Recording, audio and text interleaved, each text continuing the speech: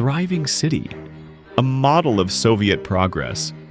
This was Chernobyl, before everything changed forever. Built in the 1970s, Pripyat was a showcase of Soviet engineering. Home to nearly 50,000 people, it had everything: schools, hospitals, cinemas, even an amusement park that was supposed to open just days after the unthinkable happened. At the heart of it all stood the Chernobyl nuclear power plant, producing energy for over 1 million people. It was seen as a triumph of Soviet technology, a symbol of power and stability. But beneath the surface, cracks were already forming. The reactor was flawed, the safety protocols inadequate, and the operators unprepared for what was about to come.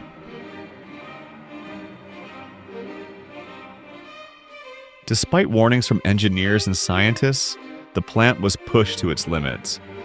Then, on the night of April the 26th, 1986, one mistake turned this city into a ghost town.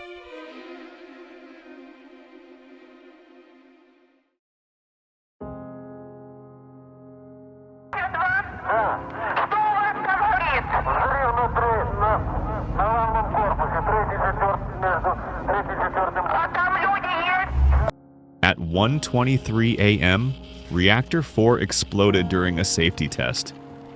The blast was so powerful it sent radioactive material miles into the sky, contaminating everything in its path. A blue flash lit up the night, and within seconds the core was exposed. First responders rushed in, without knowing they were walking into death itself. The firefighters battled flames, unaware that the very air they breathed was poisoning them. Within hours, radiation levels were thousands of times higher than normal. But the Soviet government remained silent. The morning of April 26th looked normal. People went to work, children played outside, life continued as usual. But radiation was spreading, invisible and deadly. Some reported feeling a metallic taste in the air. Others suffered from nausea and dizziness. It wasn't until nearly 36 hours later that the evacuation order came. The people of Pripyat were told to pack only essentials. They were promised they'd be back in 3 days, but that promise was a lie. They left their homes, their pets, their entire lives behind. Some locked their doors, expecting to return. Others sensed they never would. Over 100,000 people were evacuated from the exclusion zone, but by then, the damage was done. The radiation had spread across Europe. Sweden detected it first. Only then did the Soviet Union admit something was wrong. There has been a nuclear accident in the Soviet Union, and the Soviets have admitted that it happened. The Soviet version is this: one of the atomic reactors at the Chernobyl atomic power plant near the city of Kiev was damaged, and there is speculation in Moscow that people were injured and may have died. The world watched in horror as the truth unraveled. The Soviet Union spent billions sealing the reactor under a massive steel sarcophagus. Yet the long-term effects were unavoidable. Thousands suffered from cancer, and entire regions remain uninhabitable to this day. Then came the liquidators, soldiers, engineers, and volunteers who risked their lives to contain the disaster.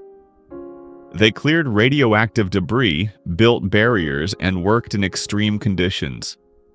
Many of them died young, their bravery overshadowed by Soviet secrecy.